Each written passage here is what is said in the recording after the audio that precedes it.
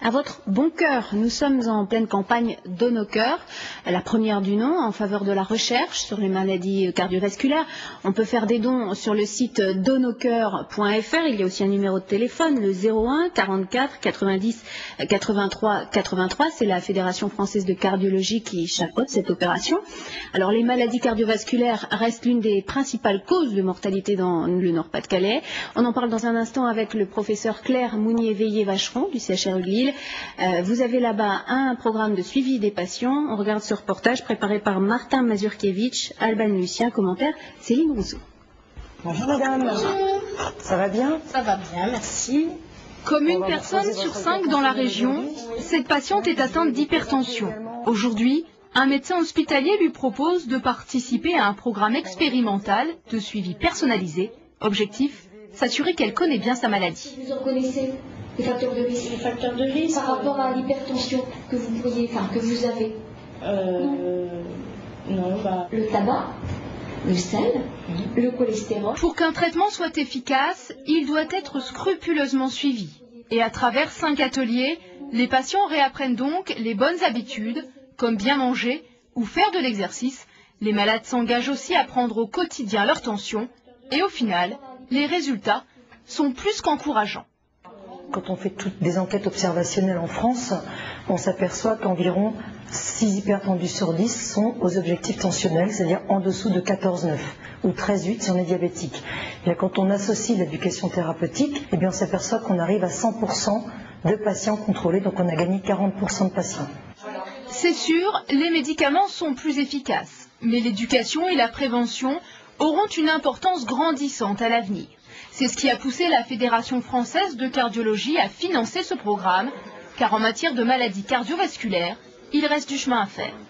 Depuis 10-15 ans, la mortalité a diminué, mais quand on évalue les choses précisément actuellement, on se rend compte qu'on reste quand même la deuxième cause de mortalité derrière le cancer et bien devant toutes les autres causes de mortalité. Pour financer de tels programmes, mais également la recherche, la Fédération lance un appel aux dons. C'est l'opération Donne au cœur. Elle dure toute la semaine. Alors bonjour Claire Mounier-Veillé-Vacheron, donc vous êtes le chef de service hypertension artérielle au CHRU de Lille. D'abord, pourquoi cette mobilisation pour les maladies cardiovasculaires? On parle beaucoup du cancer, du plan cancer. Est-ce qu'on se trompe d'ennemi? Non, on ne se trompe pas d'ennemi, simplement la maladie cardiovasculaire reste la deuxième cause de mortalité pour hommes et femmes confondus, mais on ne connaît pas encore, on n'a pas encore à l'esprit que c'est la femme qui va mourir, c'est sa première cause de maladie de mortalité cardiovasculaire. Donc ça c'est très important. Donc autant que le cancer, que c'est quelque chose. La femme meurt plus de maladies cardiovasculaires aujourd'hui que de cancer, c'est sa première cause de mortalité, bien devant le cancer, notamment le cancer du sein. Et on sait pourquoi, les femmes particulièrement? Les femmes, parce que déjà elles fument de plus en plus tôt. Elles prennent une contraception œstroprogestative, donc elles sont exposées à un surrisque cardiovasculaire de fait de ces associations délétères. Et puis à la ménopause, elles ont un risque qui rejoint celui des hommes car elles ne sont plus protégées par leurs hormones. Alors, est-ce qu'on connaît par exemple certaines maladies cardiovasculaires? Les plus connues, c'est l'hypertension, le diabète en fait partie aussi. Est-ce qu'il y a des médicaments aussi? Est-ce que la recherche peut encore améliorer la vie des patients par les médicaments?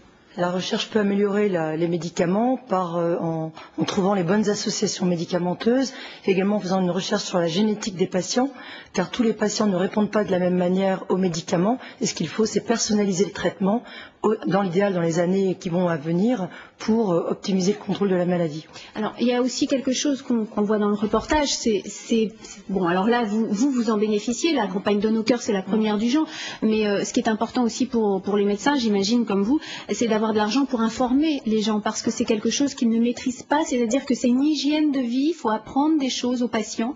Alors, la cardiologie a énormément progressé dans ces techniques innovantes, que ce soit pour les défibrillateurs, les endoprothèses, même les interventions cardiaques, mais le patient doit être acteur de ses soins. Donc il faut qu'il y ait de l'éducation thérapeutique. Et ça prendre les médicaments, c'est pas tout. Non, il faut que le patient comprenne sa maladie, et puis il faut lui apprendre les bons gestes, les bons réflexes, et en fait c'est de l'accompagnement éducatif, et ça va faire partie des nouvelles thérapeutiques innovantes de demain également. On répétera jamais assez, c'est l'alimentation. Pas trop grasse, pas trop salée? C'est l'alimentation, c'est l'activité physique, c'est très important. Un quart d'heure d'activité physique au minimum 3 fois par semaine. C'est le respect des prises médicamenteuses, tout ça c'est très important. Et le tabac, bien sûr. Et le tabac. Et dans la région, c'est quelque chose qui est encore un fléau. C'est un fléau, malgré le coût des paquets de cigarettes, ça reste un fléau. Il y a aussi le milieu socio-économique défavorisé. Et dans la région, il y a beaucoup de gens qui sont en milieu socio-économique défavorisé. On doit absolument les aider par des actions d'éducation. Et combien vous en traitez actuellement? Actuellement, il y a 400 patients qui ont un classeur de suivi et qui peuvent bénéficier d'ateliers éducatifs. On a recentré notre activité sur l'île Sud et à Arras à la demande de l'URCAM, là où il n'y a pas encore beaucoup d'actions de structure. Je vous remercie Claire Mounier-Veillé-Vacheron d'être venue nous parler de cette campagne Donne au cœur. Alors je rappelle qu'elle dure jusqu'à dimanche, qu'on peut donner par internet au www.donneaucoeur.fr et puis aussi à ce numéro de téléphone le 01 44 90 83 83. Merci beaucoup. Décidément, on n'arrête plus les Valenciennois. On parle de football maintenant. Les hommes de Philippe Montagnier ont signé hier soir la 3e victoire consécutive, cette fois-ci à Rennes. Leur mauvais début de saison semble désormais totalement oublié. Résumé de Mathieu Rapez.